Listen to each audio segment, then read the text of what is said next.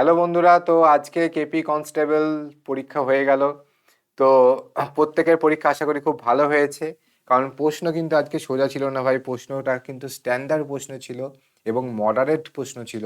খুব ভালো প্রশ্ন ছিল, এরকমই প্রশ্ন আসা উচিত বা এরকমই প্রশ্ন তোমাদের দেওয়া উচিত, আমার মনে হয় এটা। ঠিক আছে, তো দেখো আজকে আমরা বিজ্ঞান থেকে 16খানা প্রশ্ন এসেছিল, সেই 16খানা প্রশ্নের কি কি উত্তর হতে পারে সেই নিয়ে আজকে আমরা আলোচনা করব। ঠিক আছে, চলো। দেখো প্রথম প্রশ্ন কি বলেছে, গাড়ি চালকের সুরক্ষার জন্য ব্যবহৃত এয়ার ব্যাগে কি থাকে? কি থাকে? সোডিয়াম অ্যাজাইড থাকে। যখন গাড়ি ধাক্কা মারে কোথাও, তখন সেই সোডিয়াম অ্যাজাইড ভেঙে গিয়ে নাইট্রোজেন গ্যাস তৈরি করে, যে কারণে এয়ার ব্যাগটা খুলে যায়। নিচের কোনটি একটি অধাতু? এই যে নিচের কোনটি একটি অধাতু, দেখো এখানে অ্যালুমিনিয়াম, গ্যালিয়াম, ইন্ডিয়াম এরা প্রত্যেকেই ধাতু। বোরনটা স্যার ধাতু কল্প, তাই না? এটা তো স্যার ধাতু কল্প, এটা তো মেটালয়েড। তাহলে আমরা অধাতু কাকে বলবো? এবার দেখো, তোমাকে এখানে ছোট্ট একটু কনসেপ্টটা বুঝতে হবে। যদি আমাকে এই চারটে অপশনের মধ্যে উত্তর করতে হয়, তখন আমাকে বোরনকেই উত্তর করতে হবে। তার কারণ কি? কারণ এদের প্রত্যেকের মধ্যে, বোরনের মধ্যে অধাতব ধর্ম সবচাইতে বেশি আছে। দেখো, বোরন তো এখানে আছে, ধাতুকল্প কারা? যার মধ্যে ধাতব এবং অধাতব উভয় দ্রব্য বর্তমান আছে। এবার যে অ্যালুমিনিয়াম ধাতু, গ্যালিয়াম ধাতু, ইন্ডিয়াম ধাতু, দেখো একই গ্রুপ থেকে দিয়েছে মৌলগুলোকে। তো অ্যালুমিনিয়াম, গ্যালিয়াম, ইন্ডিয়াম এরা যারা ধাতু, এদের মধ্যে কি অধাতব ধর্ম নেই?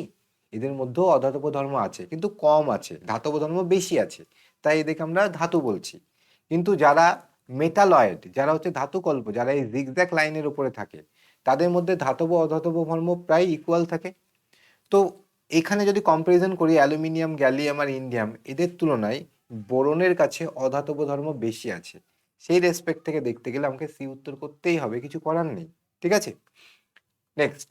বিজ্ঞানের একটি শাখা আরবরি কালচার নিচের কোন বিষয়টি নিয়ে চর্চা করে? কোনটা নিয়ে চর্চা করে? গাছ ও সবজি চাষ সংক্রান্ত, তাই না? নেক্সট, নিচের কোনটি কার্যের এসআই ইউনিট? কার্যের এসআই ইউনিট কি হবে? অবশ্যই জুল হবে। আর হচ্ছে সিজিএস ইউনিট।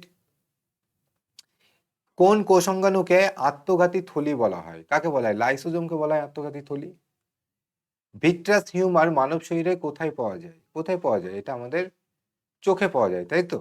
একদম, অ্যাকুয়াস হিউমার, ভিট্রাস হিউমার এগুলো চোখে পাওয়া যায়। নিউক্লিয়াসের বাইরে ডিএনএ কোথায় পাওয়া যায়? এগুলো মাইটোকন্ড্রিয়াতে পাওয়া যায়, তাই না? মাইটোকন্ড্রিয়া ছাড়া আর কোথায় পাওয়া যায় নিউক্লিয়াসের বাইরে? সেটা হচ্ছে প্লাস্টিডে পাওয়া যায়। নিচের কোন যন্ত্রের দ্বারা বিদ্যুৎ প্রবাহ পরিমাপ করা হয়? কোন যন্ত্রের সাহায্যে? অ্যামমিটারের সাহায্যে করা হয়। নিচের কোনটির ওপর তরলের বাষ্পীভবনের হার নির্ভর করে না? কোনটির ওপর করে না? ভরের ওপর নির্ভর করে না, একদম ঠিক। বাকিগুলোর উপর নির্ভর করে। নিচের কোনটি সম্ভাব্য গ্রিনহাউস গ্যাস নয়? এই প্রশ্নটা আবার অনেকে আটকে গেছে। তো দেখো এগুলো তো পড়ানোই হয়, ওজোন, মিথেন, নাইট্রাস অক্সাইড, ঠিক আছে? এটা কি? এটা green house gas. Hydrogen sulphide যেটা আছে H2S, পচা ডিমের মতো গন্ধ যার, এটা কিন্তু কোনো গ্রিন হাউস গ্যাস নয়।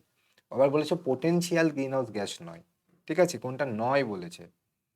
এক্স রশ্মি ব্যবহার করা হয় কোথায়? ব্যবহার করা হয় মূল্যবান পাথর, রত্নের ত্রুটি নির্ধারণ করতে ব্যবহার করা হয়। কাকে ভারতীয় পারমাণবিক কর্মসূচির জনক হিসেবে বিবেচনা করা হয়? কাকে করা হয়? হোমি জাহাঙ্গীর ভাবাকে করা হয়, অপশন ডি। বজ্রপাতের সময় নিচের কোন গ্যাসটি উৎপন্ন হয়? বজ্রপাতের সময় কোন গ্যাসটি উৎপন্ন হয়? নাইট্রিক অক্সাইড উৎপন্ন হয়, তাই না? কারণ যখন বজ্রপাত হচ্ছে, তখন বায়ুতে যে নাইট্রোজেন, অক্সিজেন আছে, এরা ভেঙে গিয়ে কি তৈরি করে?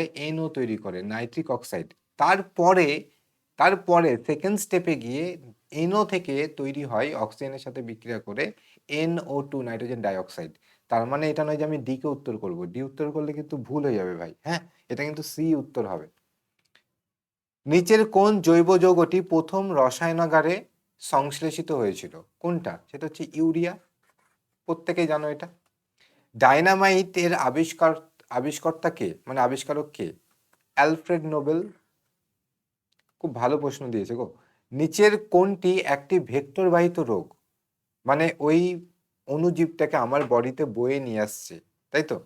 একটা মাছি নিয়ে আসে, তাই না? তো এটা কি? এটা হচ্ছে স্লিপিং সিকনেস। বাকিগুলো কিন্তু ভেক্টর বাহিত রোগ নয়। ক্যাটারেক্ট, গয়টার, ওকে, হাইপোক্যালেমিয়া এগুলো কিন্তু ভেক্টর বাহিত রোগ নয়, বা কোনো প্রোটোজোয়া বা ভাইরাস ঘটিত বা ব্যাকটেরিয়া ঘটিত রোগের মধ্যেও পড়ছে না, যে কোনো একটা ভেক্টর তোমার বডিতে নিয়ে আসবে। ওকে ভাই, তো দেখো এই 16টা প্রশ্ন দিয়েছিল তোমাদের। দেখো তার মানে সায়েন্সের কিন্তু একটা ওয়েটেজ আছে, 16 নম্বর। এটা কিন্তু জোক নয়। তাই বলবো সায়েন্সে যারা দুর্বল আছো ভালো করে পড়ো।